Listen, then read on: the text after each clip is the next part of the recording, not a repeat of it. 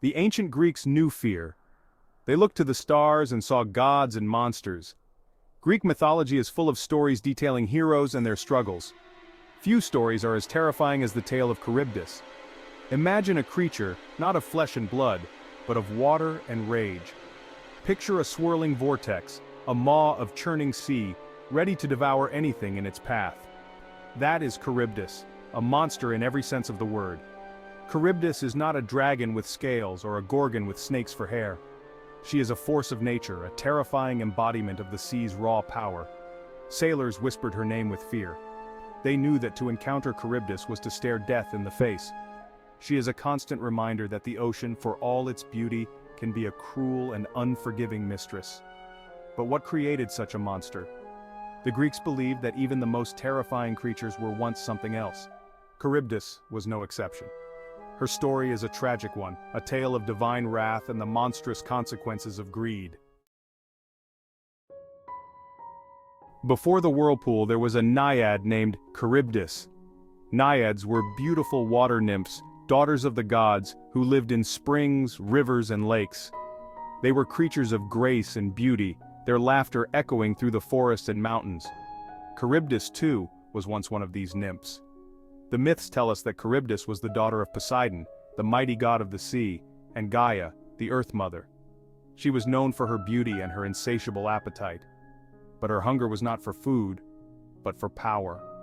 She craved dominion over the seas, a desire that would prove to be her undoing. Zeus, the king of the gods, learned of Charybdis's ambition. He saw her growing power and the threat it posed to the natural order. Zeus, known for his swift and often brutal justice, decided to punish the power-hungry nymph. With a crash of thunder, Zeus unleashed his fury. He struck Charybdis with a bolt of lightning, stripping her of her beauty and transforming her into a monstrous whirlpool. Her thirst for power became a literal one, a never-ending hunger for the sea itself. Cast down from the heavens, Charybdis found herself in the Strait of Messina. This narrow passage of water, located between the island of Sicily and the Italian mainland, was already a treacherous place for sailors. Strong currents and unpredictable winds made it a challenge even for the most experienced captains. But with Charybdis's arrival, the Strait of Messina became a place of true terror. Positioned on one side of the narrow channel, Charybdis's whirlpool became a deadly obstacle for any ship that dared to sail too close. The monster lurked beneath the waves, her hunger never satisfied. 3 times a day, Charybdis would swallow vast quantities of water, creating a swirling vortex that could drag even the largest ships down to their doom. The roar of the whirlpool could be heard for miles, a terrifying symphony of destruction that sent chills down the spines of even the most hardened sailors. But Charybdis was not the only danger that awaited sailors in the Strait of Messina. On the opposite shore lived another monster, a creature named Scylla. Scylla was a monstrous creature with 6 heads, each equipped with rows of razor-sharp teeth. She lived in a cave high on the cliffs, her long neck snaking down to snatch sailors from the decks of their ships.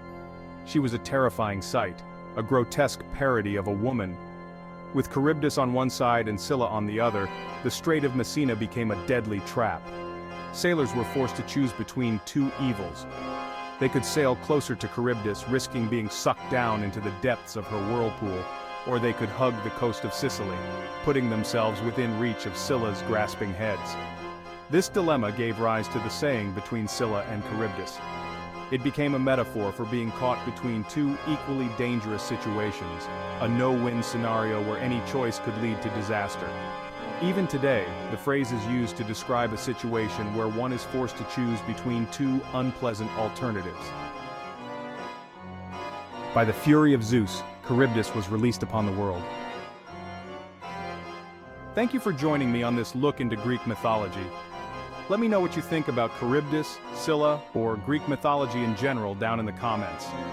If you enjoyed this video and want to see more eerie content, then please like and subscribe. Until next time.